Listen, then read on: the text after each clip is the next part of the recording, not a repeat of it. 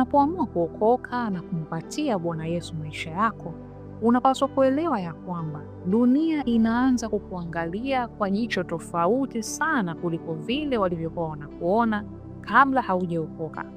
Na sasa unakuwa kama kioo cha jamii. Na kama kioo cha jamii, kuna watu wanakuangalia mwenendo wako, aidha unajua au haujui. Ila wapo watu wanakuona kama role model wao na kutaka kuwa kama wewe.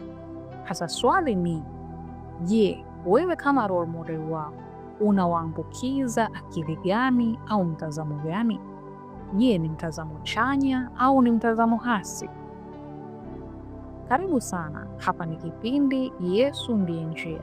Hapo utaweza kujipatia mafundisho mbalimbali ya kukulia wokovu na jinsi ya kuwa na uhusiano wa ndani hata zaidi na huyu Bwana wetu Yesu Kristo.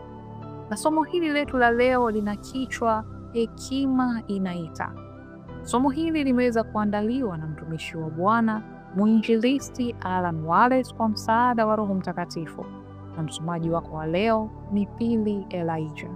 Karibu.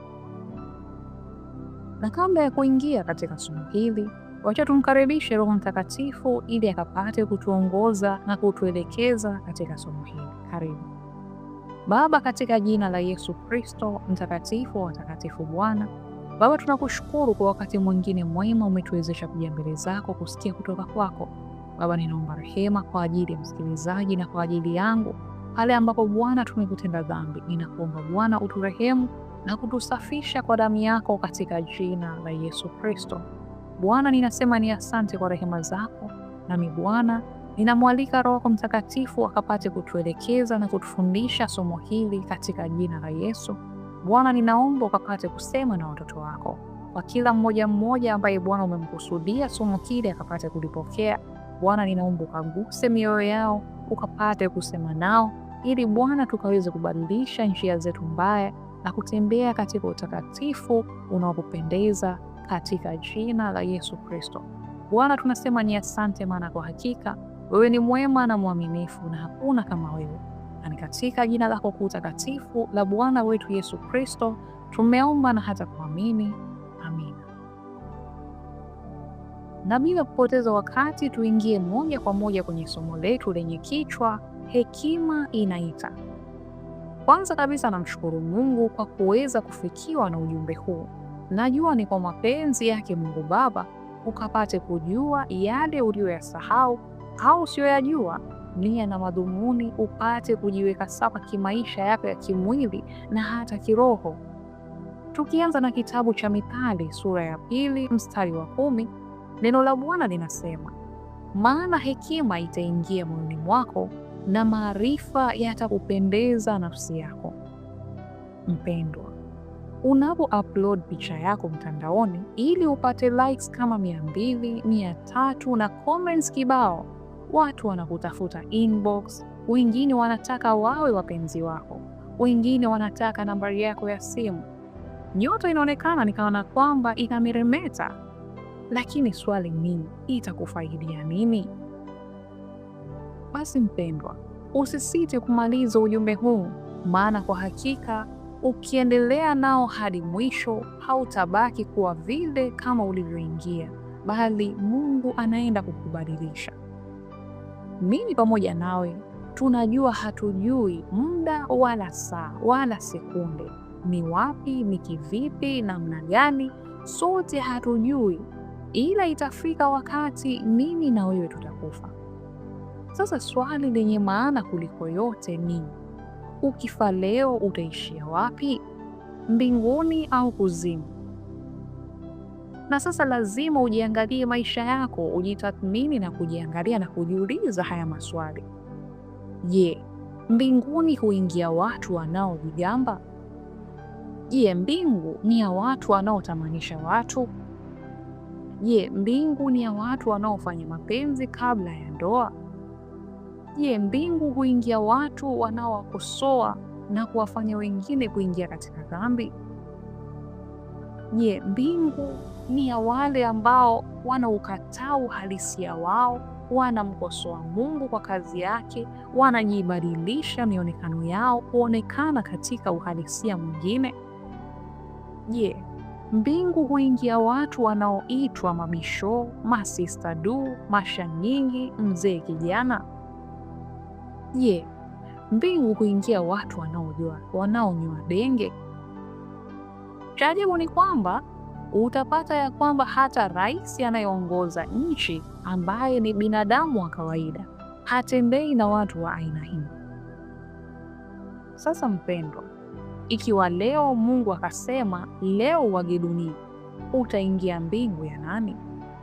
Ingekuwa heri baba na mama zetu wangekuwa na mbingu yao, ila na hata wao, licha ya kwamba tunawapenda sana, lakini hata wao watakufa kama sisi na kuhukumiwa aidha kuzimu au katika mauti. Tukisoma katika kitabu cha Isaya sura ya 2 mstari wa 17 hadi 22, neno la Bwana linasema, na majivuno ya mwanadamu yatainamishwa na kiburi cha watu kitashushwa, naye Bwana yeye peke yake atatukuzwa siku hiyo. Nazo sanamu zitatoweka kabisa, na watu wataingia ndani ya pango za majabali na ndani ya mashimo ya nchi, mbele za utisho wa Bwana na utukufu wa enzi yake, atakapoondoka ili aitetemeshe mno dunia. Siku hiyo kila mtu atazitupilia mbali sanamu zake za fedha na sanamu zake za dhahabu walizojifanyia ili kuziabudu kwa fuko na koko, ili aingie ndani ya pango za majabali na ndani ya tundu za miamba iliyopasuka, mbele za utisho wa Bwana na utukufu wa enzi yake, atakapoondoka ili aitetemeshe mno dunia. Mwacheni mwanadamu ambaye pumzi yake ikatika mianzi ya pua yake, kwa maana hudhaniwaje kuwa ni kitu? Sasa mpendwa, umejiandaaje na safari yako? Waonaje leo ukaamua kufanya mabadiliko katika maisha yako, ili hata akija leo Bwana Yesu Kristo kuchukua watu wake, nawe uwepo mmojawapo kati ya wale watakaonyakuliwa.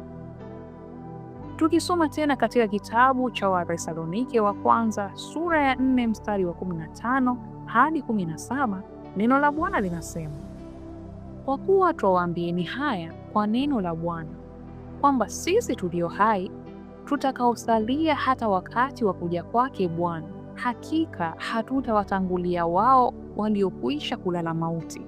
Kwa sababu Bwana mwenyewe atashuka kutoka mbinguni pamoja na mwaliko wa sauti ya malaika mkuu na parapanda ya Mungu. Nao waliokufa katika Kristo watafufuliwa kwanza.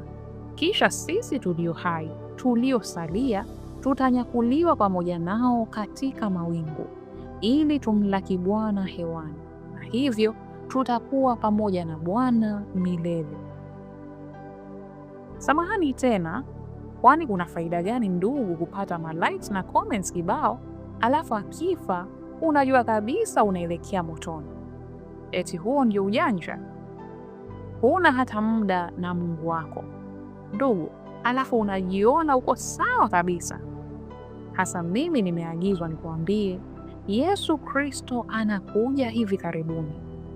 Kama hutomuona, jua kifo kinakusubiri, na baada ya kifo ni kuzimu ndiyo kutakuwa nyumbani kwako, iwapo hautaweza kutubu kabla mauti ikupate.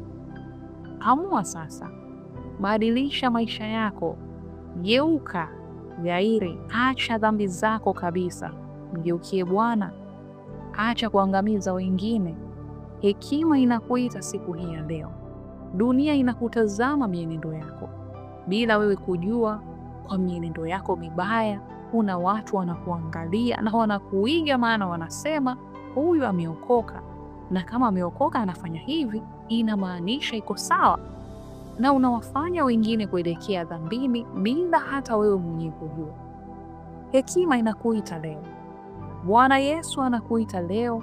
Geuza mienendo yako, ishi maisha matakatifu. Acha kupostia watu picha zako zisizo na maana kwa ajili ya kupata likes na kuangusha na kuingisha wengine dhambini. Geuka leo. Tubu mpendwa, maana Bwana anakupenda.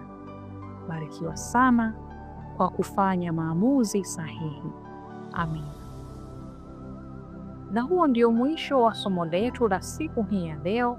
Nina imani ya kwamba Bwana ameweza kusema na moyo wako na unaenda kufanya mabadiliko. Basi usiache kulike, kucomment na kushare kwa ndugu, jamaa na marafiki, ili nao wakaweze kubadilisha mienendo yao. Maana katika namna ya kushare unakuwa unafanya kazi ya uinjilisti. Barikiwa sana, endelea kutufuatilia kwa mafundisho mengine mengi. Hadi wakati mwingine, shalom, shalom.